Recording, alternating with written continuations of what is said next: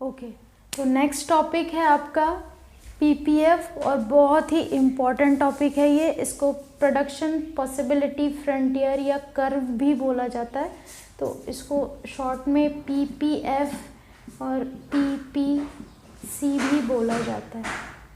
अब ये जो प्रोडक्शन की क्या क्या पॉसिबिलिटीज़ हैं उसी को रिप्रेजेंट करता है ये कर्व। ऐसा कर्व जो एक प्रोड्यूसर की प्रोडक्शन की पॉसिबिलिटीज़ को दिखा दे। अज्यूम यहाँ पर सिर्फ और सिर्फ दो कमोडिटीज़ को करना है कि एक प्रोड्यूसर कितनी कमोडिटीज़ प्रोड्यूस कर रहा है, ओनली एंड ओनली 2 कमोडिटीज़ को प्रोड्यूस कर रहा है। अब इसके कुछ फीचर्स होते हैं बेटा। फीचर्स सबसे पहला कि ये जो कर्व होता है, अभी मैं वो बनाऊंगी आपके लिए, बट जो इसका कर्व होता है ये लेफ़्ट टू राइट होता है, कॉन्केव टू ओरिजिन होता है बिकॉज ऑफ एमओसी और MRT, marginal rate of transformation और मार्जिनल अपॉर्चुनिटी कॉस्ट। अब इसको समझने के लिए ना पहले हम ग्राफ बना लेते हैं। ओके, तो जो पीपीसी का ग्राफ होता है वो ऑलवेज इस तरह से बनता है, जैसे एक्स एक्सिस वाई एक्सिस। ये जो ग्राफ बनता है वो इस तरह से बनता है, ठीक है। यहाँ पर गुड एक्स है, सामान एक्स का नाम है, एक्स सामान का नाम है, और यहाँ पर मान लीजिए गुड वाई है, ठीक है, सामान वाई को डिनोट किया जा रहा है। तो ये कुछ इस तरह से होता है।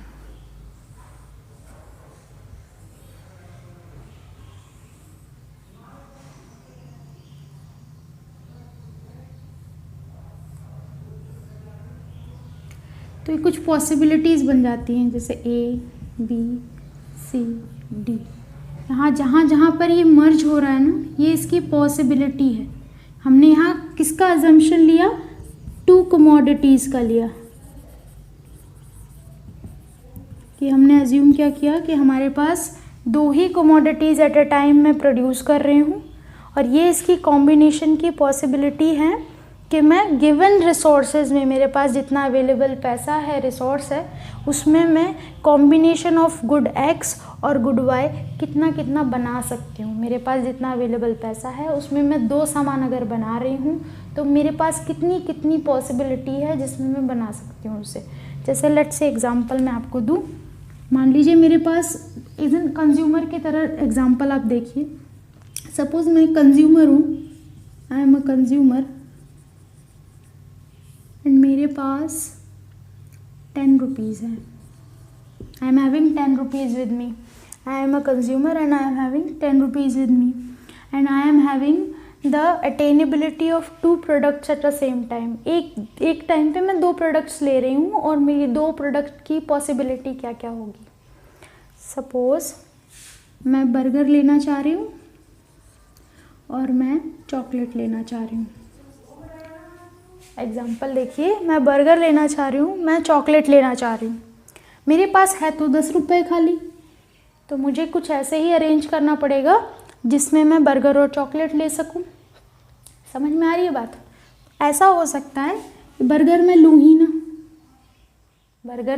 ना, और 10 रुपये की चॉकलेट ले लूँ। हो गई एक कॉम्बिनेशन। ए बी कॉम्बिनेशन देखो, बर्गर 5 ले लूँ 5 रुपये का, चॉकलेट भी 5 रुपये का ले लूँ। उसके बाद सी कॉम्बिनेशन देखिए, बर्गर भी मैं 4 का ले लूँ और चॉकलेट 6 की ले लूँ। ऐसे मैं कॉम्बिनेशन बना लूँ, और लास्ट में एक कॉम्बिनेशन ये भी बना दूँ कि बर्गर 10 का ले लूँ और चॉकलेट कुछ लूँ ही ना।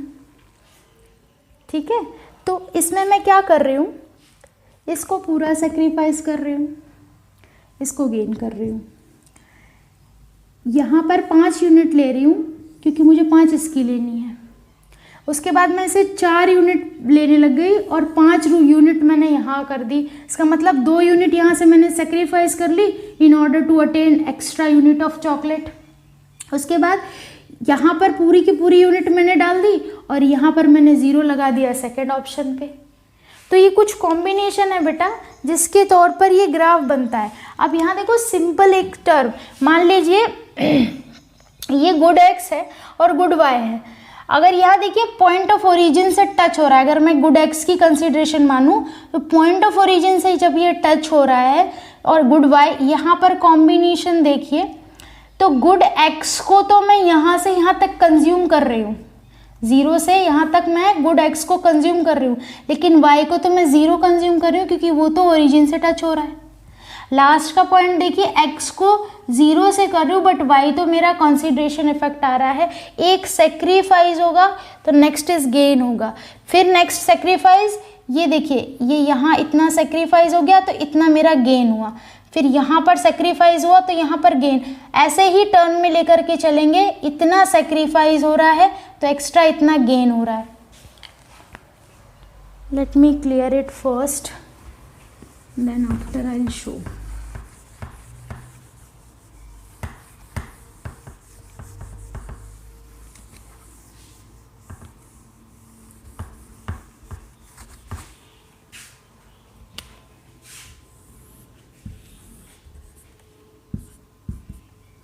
गुड एक्स गुड वाई,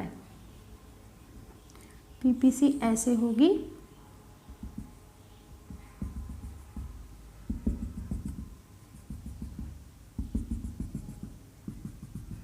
मान लीजिए combination A, combination B, combination C, combination D, combination ई।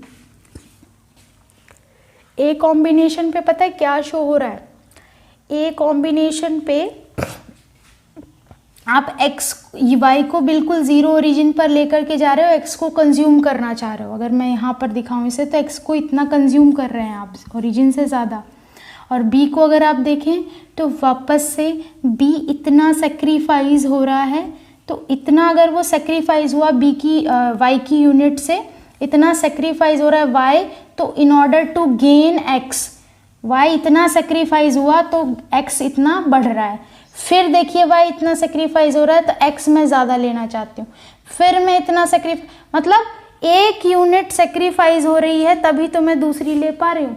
अगर मैं सेम टाइम पर ऐसी कॉम्बिनेशन बनाऊँ कि 10 रुपये अगर है मेरे पास, एक यूनिट पर मैं सिर्फ 0 लगा दूँ और दूसरी यूनिट पर मैं यूनिट 1 पर 0 लगा दूँ, यूनिट 2 पे 10 रुपये लगा दूँ, इसका मतलब मैंने सारी यूनिट मतलब सारी के सारी कहाँ पर पैसे खर्च कर दिए, सेकेंड यूनिट पे कर दिए, तो एक तो 0 हो गया। अब अगर 0 से इसको 2 कर दूँ, इसका मतलब यहाँ से मैंने घटा दिए 2, तभी तो मैं यहाँ पर लगा पा रही हूँ। इसका मतलब जहाँ से जो रेट घटेगा वो सेक्रीफाइस कर रहा है और जहाँ पर जो रेट इंक्रीज हो रहा है वो गेन कर रहा है। तो गेन इन ऑर्डर इस तरह से एक्सपैंड होगा, इस तरह से, और जब सेक्रीफाइस होगा तो लीनियर ऊपर से यहाँ पर आएगा, लीनियर नहीं, ऊपर से नीचे यहाँ पर सेक्रीफाइसिंग यूनिट दिखेगी। तो इसको आप एमओसी कहते हैं, MOC, marginal opportunity cost. Marginal opportunity cost क्या होती है? देखो मुझे ना मैंने आपको एक टर्म बताई थी जो थी problem of choice. Problem of choice, problem of choice में क्या था बेटा, मैं ना 2 कमोडिटीज़ को एक रिसोर्स था मेरे पास और उस रिसोर्स में मेरे को अनलिमिटेड यूज़ दिखाई देता था, अल्टरनेटेड यूज़ दिखाई देते थे। मान लीजिए एक ज़मीन है तो ज़मीन से मैं स्कूल बना लूँगी, फ्लैट बना लूँगी, रेंट पे दे दूँगी, तो मैं बेस्ट ऑप्शन को चूज़ करती थी, लेकिन उसके बावजूद एक बेस्ट ऑप्शन बचता था। ठीक है, तो मुझे जो बेस्ट ऑप्शन और दिखता है ना, और जो बचता है, मान लीजिए यहाँ पे मेरे पास ज़मीन है एक, आई am having land with me, तो इसमें मैं फार्मिंग कर सकती हूँ, इसमें मैं एग्रीकल्चर कर सकती हूँ, इसमें मैं स्कूल एस्टैब्लिश कर सकती हूँ। तो अगर यहाँ पर देखिए ध्यान से, अगर फार्मिंग से 10,000 मिलते हैं, एग्रीकल्चर से 20 मिलते हैं और स्कूल से अगर 50,000 मिलते हैं, तो मैं बेटर किस चीज़ को चूज़ करूँगी? 50। लेकिन इसके बाद बेटर ऑप्शन कौन सा है? एग्रीकल्चर। तो इसको कहा जाता है opportunity cost. Opportunity cost, the best alternative forgone, जो बेस्ट अल्टरनेटिव अवेलेबल था उस रिसोर्स का, जिसे मैंने छोड़ दिया in order to attain another unit, कुछ और हासिल करने के लिए उसकी उस अल्टरनेटिव के यूज़ को छोड़ दिया, तो उसको अपॉर्चुनिटी कॉस्ट कर, ऐसे ही अपॉर्चुनिटी डिराइव करने का नाम होता है पीपीसी के अंदर, इसी का काम होता है कि एक यूनिट को प्रोड्यूस करने के लिए दूसरी यूनिट को आप सेक्रीफाइस करिए, या दूसरी यूनिट को प्रोड्यूस करने के लिए पहली यूनिट को सेक्रीफाइस करिए। मतलब एक यूनिट यहाँ पर सेक्रीफाइस होगी, एक यूनिट यहाँ गेन होगी, इसी को एमओसी या एमआरटी का लॉजिक बोला जाता है। और इसके तहत जब एमओसी मतलब अपॉर्चुनिटी मुझे एक्स्ट्रा दूसरे पे मिलती जाएगी, तो गुड वाई की अपेक्षा मैं गुड एक्स की तरफ शिफ्ट होती जाऊंगी। तो इसका मतलब एक को मैं सेक्रीफाइस कर रही हूँ और एक को गेन कर रही हूँ, एक को सेक्रीफाइस कर रही हूँ, एक को गेन कर रही हूँ। तो होगा क्या कि ये इंक्रीजिंग ऑर्डर में रहेगा, ये कैसा रहेगा, इंक्रीजिंग ऑर्डर में रहेगा। और अगर एमओसी सेक्रीफाइस का यूनिट, गेन के यूनिट, ये दोनों चलता रहे और नेक्स्ट यूनिट पर आप बढ़ते रहें और दूसरे को सेक्रीफाइस करते रहें, तो ये इंक्रीजिंग ऑर्डर में। अगर इंक्रीजिंग ऑर्डर में है तो ये हमेशा पीपीसी ऐसे होगा, कॉन्केव होगा टू ओरिजिन, ओरिजिन से कैसा होगा, ये कॉन्केव होगा। अब दूसरा सेंस देखिए, एमओसी, तो इसके अंदर ये रूल एप्लीकेबल होता है बेटा, एमओसी और एमआरटी के लिए रूल एप्लीकेबल होता है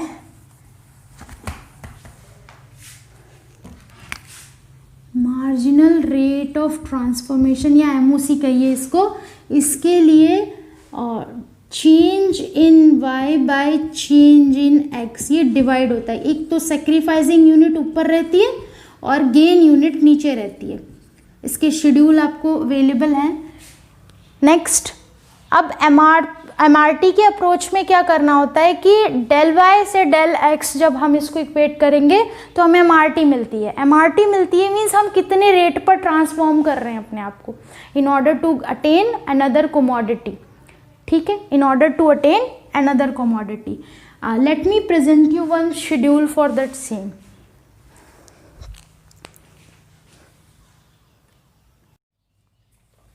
ओके, तो हमने पीपीसी का कुछ फीचर देखा, बट ये शेड्यूल है और इस शेड्यूल के अकॉर्डिंग हम इसमें आगे कंटिन्यू करेंगे। देखो, शेड्यूल अगर आपको बनाना हो तो कैसे बनाना है, देखिए पॉसिबिलिटीज़ आप एक साइड रख दीजिए कि आप एक पॉसिबिलिटी ए बना रहे हैं, बी बना रहे हैं, सी बना रहे हैं, डी बना रहे हैं, ई बना रहे हैं, एफ बना रहे हैं। दो प्रोडक्ट को अज्यूम करना है यहाँ, सिर्फ और सिर्फ दो प्रोडक्ट्स को, कि आप जो प्रोड्यूस कर रहे हैं वो या तो वीट प्रोड्यूस करेंगे, गेहूं, या तो मशीन्स बनाएंगे। ठीक है, और आपकी जो रिसोर्सेज हैं, आपके पास जितने संसाधन हैं वो फुल्ली यूटिलाइज्ड हैं, ये अजम्पशन मान करके चलना है। ठीक है, एफिशिएंट है और फुल्ली यूटिलाइज्ड है। अब इसमें होता क्या है, आपको जो कॉम्बिनेशन बनानी है बनाइए, 1 2 3 4 5, यहाँ पर वीट की कॉम्बिनेशन बना दी। यहाँ पर मशीन में आ जाइए, 15 14 12 9 5 0। यहाँ पर इसको डिक्रीजिंग ऑर्डर में सेट करना है सेकंड कमोडिटी को। हमेशा शेड्यूल बनाते समय ये ध्यान में रखिए कि जब आप मशीन का शेड्यूल बनाएं तो एमओसी कितनी गेट होनी चाहिए, सबसे पहले 0 आ जाए, दूसरी आ जाए 1, तीसरी आ जाए 2। क्या होता क्या है यहाँ पर, तो कोई एमओसी, इसके ऊपर हमने अज्यूम करना है प्रीडिटरमाइंड के 15 ही है, तो 15 में से 15 गया तो 0 ही आ गया, कोई ऑब्लिक्शन नहीं रहेगा। और उससे भी ज़्यादा इन दोनों को डिवीजन में रखिए, डिवीजन में रखेंगे। 0 से कोई भी डिविजिबल यूनिट तो होती नहीं, तो वो तो चला जाता है नॉर्मल इन्फिनिटी, कोई उसका कोई ऑप्शन नहीं है। 0 नहीं भी रखो तो भी चलेगा, इन्फिनिट भी पोजीशन कर दो तो भी चलेगा। 15, फिर उसके बाद 14, तो कहता है 15 पहले आप प्रोड्यूस करते थे, 15 से 1 को सेक्रीफाइस कर दिया, तो इस यूनिट को 1 यहाँ रख दीजिए। फिर देखिए 14 से अब 12 प्रोड्यूस करने लग गए, तो अब आपने कितनी सेक्रीफाइस करी, 2, तो ये 2 आ गई। तो 14 से आप 9 पर आ गए, तो यहाँ आपने सेक्रीफाइस कर दिया 3। फिर आप 9 बनाते थे, उससे 5 पर आ गए, तो यहाँ सेक्रीफाइस कर दिया 4। 5 बनाते थे, अब 0, तो फिर कितना सेक्रीफाइस कर दिया, 5। कि पहले 5 था तो अब 0। अब in order to attain this you have sacrifice this. तो आपको ये शेड्यूल जो बनाना है, इसी शेड्यूल की मदद से अब आपको ग्राफ बना देने हैं। ग्राफ कैसे बनाएंगे आप,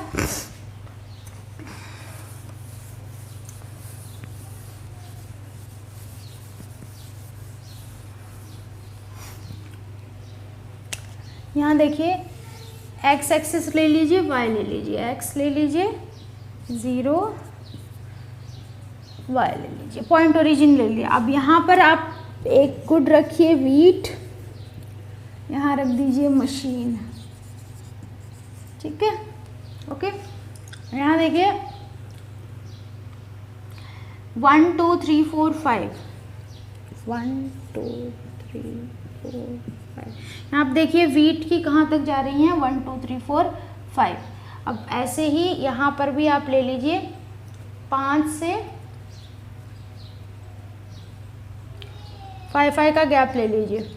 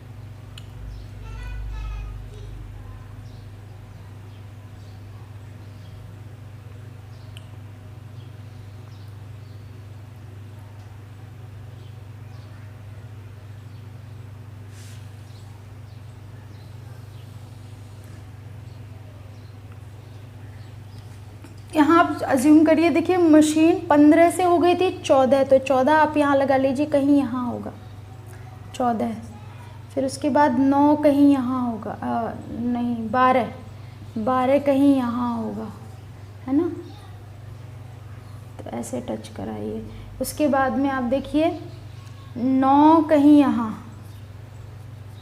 तो ये ऐसी कॉम्बिनेशन आ जाएगी 3 पर, ये आ जाएगी 2 पर, ये आ जाएगी 1 पर, और ऐसे ही कॉम्बिनेशन 5 पर आप ले लीजिए 4,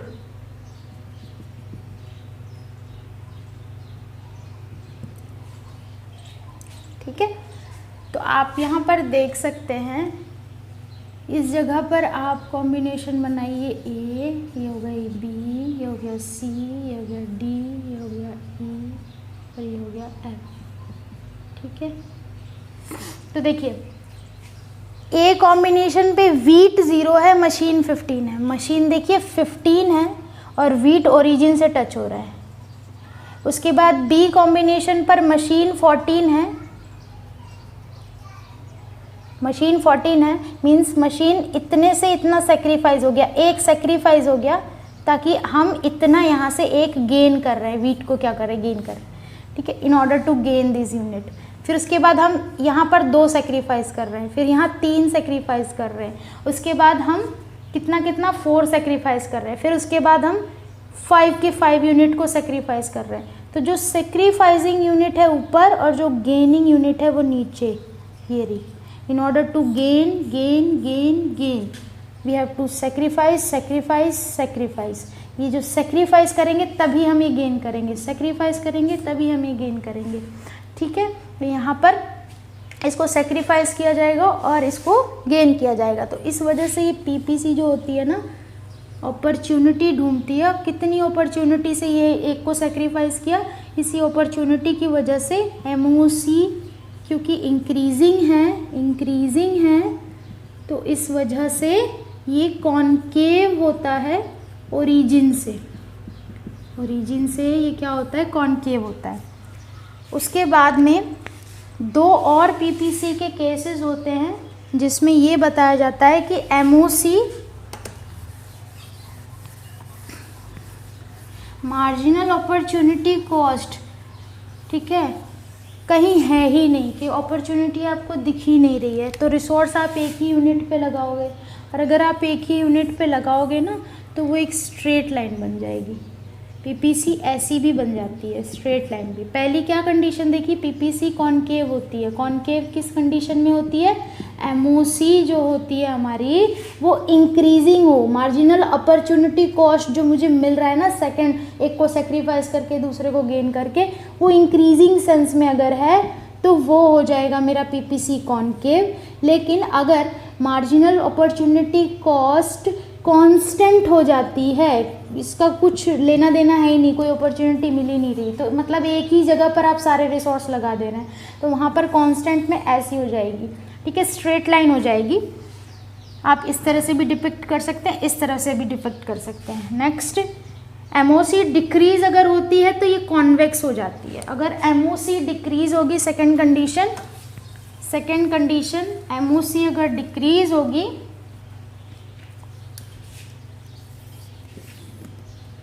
तो ये कॉन्वेक्स शेप में आ जाएगी। देखो सबसे पहली कंडीशन क्या करी, एमओसी अगर इंक्रीज्ड है तो कॉनकेव होगा पीपीसी, पहला फीचर। दूसरा फीचर, एमओसी अगर कांस्टेंट है तो ये स्ट्रेट लाइन हो जाएगा। और अगर तीसरा कंडीशन एमओसी डिक्रीजिंग मैनर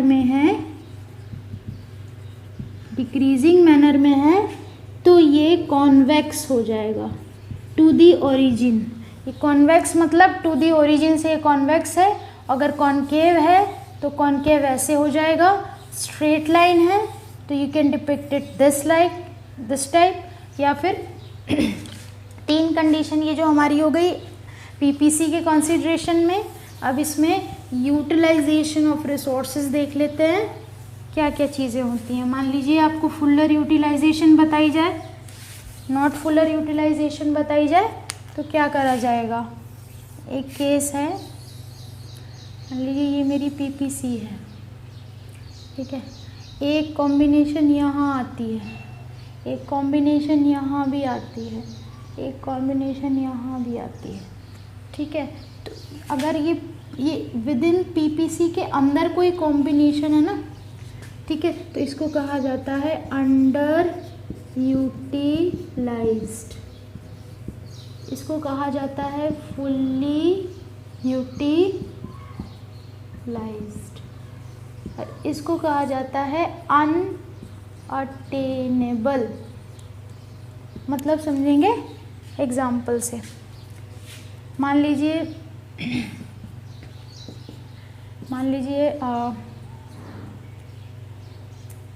मेरे पास 100 रुपीज़ हैं, 100 रुपीज़ हैं और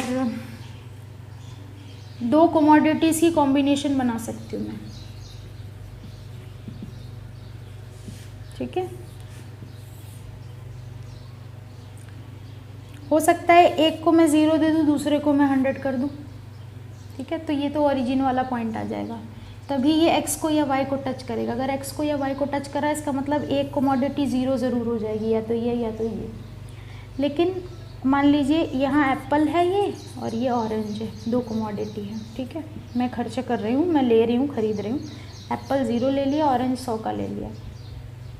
इसके बाद में एप्पल 100 का ले लिया, ऑरेंज 0 ले लिया, तो ये भी कॉम्बिनेशन हो जाएगी क्योंकि ये टच हो रहा है ना जब भी, तो इसका मतलब ये 0 डिनोट कर रहा है, ठीक है। इसके बाद में कॉम्बिनेशन ये भी बना सकती हूँ, 50 इसका ले लूँ, 50 इसका ले लूँ, 40 इसका ले लूँ, 60 इसका ले लूँ, ठीक है। या ये भी कर सकती हूँ 40 इसका ले लूँ, 40 इसका ले लूँ। एक और कॉम्बिनेशन बना सकती हूँ मैं, 60 इसका ले लूँ और 60 इसका ले लूँ। अब यहाँ से समझते चले जाओ। देखो यहाँ 100 रुपये यूज़ हो गए, यहाँ भी 100 रुपये यूज़ हो गए, यहाँ भी 100 रुपये यूज़ हो गए। लेकिन यहाँ देखो 40 और 40 कितने हो गए, 80। मीन्स 100 रुपीज़ पूरे यूज़ नहीं हुए हैं मेरी प्रोडक्शन में, 100 रुपीज़ पूरे यूज़ नहीं हुए, या कंजम्पशन में भी 100 रुपीज़ पूरे यूज़ नहीं हुए। जब 100 रुपीज़ पूरे यूज़ नहीं हुए मतलब मेरे रिसोर्सेज पूरी तरह से मैंने यूज़ नहीं किए, इसका मतलब ये कॉम्बिनेशन अंदर आ रही है, ठीक है। नॉट यूटिलाइज्ड प्रॉपरली, मैंने सारे रिसोर्स को यूटिलाइज़ नहीं किया है। अगर मैंने 100 के 100 पूरे यूटिलाइज़ कर लिए तो फुल्ली यूटिलाइज। और ये जो कॉम्बिनेशन है ये मेरे हाथ से बाहर है, क्योंकि मेरे पास तो जो अवेलेबल है, जो मेरे पास अवेलेबल रिसोर्स है वो कितना है, 100 रुपीज़ है। तो अगर 100 रुपीज़ है तो मैं कहाँ से, मेरी परचेजिंग पावर 120 तो हो नहीं सकती, तो ये अनअटेनेबल है, ये मैं अटेन नहीं कर सकती, तो ये कॉम्बिनेशन की फिगरिंग हो गई। एमओसी वापस से बता देती हूँ, वो रेट, वो एडिशनल रेट जिस रेट पर आप एक गुड से दूसरे गुड की तरफ शिफ्ट होते हैं, सेक्रीफाइस करते हैं पहले गुड को दूसरे गुड के लिए। और जो सेक्रीफाइसिंग रेट है वो किस तरह से आएगा, यहाँ देखिए सेकेंड यूनिट को आपको डिक्रीज़ करना है, किस तरह से इंक्रीजिंग रेट में डिक्रीज़ करना है, ठीक है, ताकि आपका यूनिट यहाँ एमओसी 1 2 3 4 5 इस तरह से आ जाए। इसके बाद में इस चैप्टर में कुछ टॉपिक्स हैं जो कि और आप समझ लीजिए। इकोनोमाइजिंग द रिसोर्सेज। इकोनोमाइजिंग द रिसोर्सेज का मतलब क्या है कि मैं रिसोर्सेज को अच्छे से यूटिलाइज करूं, मैं रिसोर्सेज को क्या करूं, अच्छे से। इकोनोमाइजिंग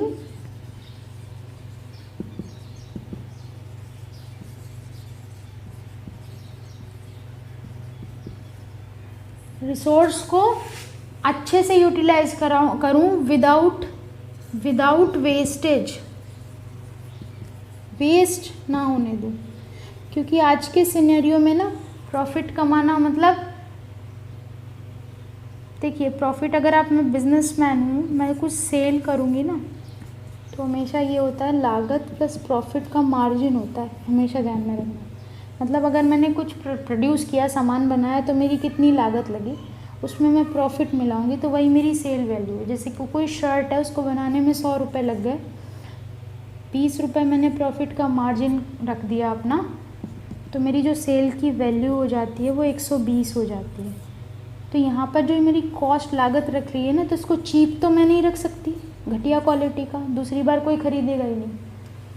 तो यहाँ तो मैं चीप क्वालिटी तो नहीं रख सकती। हाँ, ये ज़रूर कर सकती हूँ कि जो भी चीज़ें मैं लगा रही हूँ ना, उनको कम वेस्ट के साथ लगाऊँ, ताकि मैं फुल्लर यूटिलाइज़ करूँ और रिसोर्सेज को इकोनोमाइज मैनर में यूटिलाइज़ करूँ, सोच समझ के रैशनली यूटिलाइज़ करूँ, ताकि मेरा कॉस्ट जो लागत है वो कम से कम लगे। यहीं देख लो, सेल की वैल्यू अगर मैंने 120 डिटरमाइन कर रही है, क्या हो अगर कि मैं जो लागत है मेरी 80 पर ले आऊँ, तो यहाँ प्रॉफिट का मार्जिन 20 से हट करके मेरा 40 हो जाएगा। समझ रहे हैं? तो यही होता है कि इकोनोमाइज़ करना है इफ़ेक्ट्स को, ताकि वेस्टेज कम हो और मेरा प्रॉफिट का मार्जिन कैसा हो, ज़्यादा हो। इसके बाद में एक कंसेप्ट आता है अपॉर्चुनिटी कॉस्ट। एक मैंने पहले भी बताया था। मान लीजिए कोई एक बेस्ट ऑल्टरनेटिव थे मेरे पास, एक जगह जॉब गई, 50,000 की सैलरी बोल रहा है, एक जगह बोल रहा है 40,000 की, एक बोल रहा है 30,000 की। तो मैं सबसे बेटर किसको चूज़ करूँगी? इसे। लेकिन इसके बाद कौन सा सबसे बेटर था? ये। मतलब मेरे पास अल्टरनेटिव कितने मौजूद थे? अल्टरनेटिव मेरे पास 3 मौजूद थे, यहाँ दिख रहा है। लेकिन मैंने किसको, सबसे बेस्ट वाले को चूज़ किया। अगर जो मैंने सबसे बेस्ट वाले को चूज़ किया, मतलब इसको मैंने फॉरगेट कर दिया, इसे मैंने छोड़ दिया। अगर मैंने इसे छोड़ दिया, इसका मतलब ये मेरी हो गई अपॉर्चुनिटी कॉस्ट। ये ऐसी अपॉर्चुनिटी थी जो कि मैंने छोड़ दी, ये मुझसे छूट गई। ठीक है, ओके। तो यहाँ पर ये हमारा कुछ टॉपिक्स यहाँ क्लियर हैं इस चैप्टर के, और ये आपका चैप्टर यहाँ पर ख़त्म होता है। And thank you and have a nice day.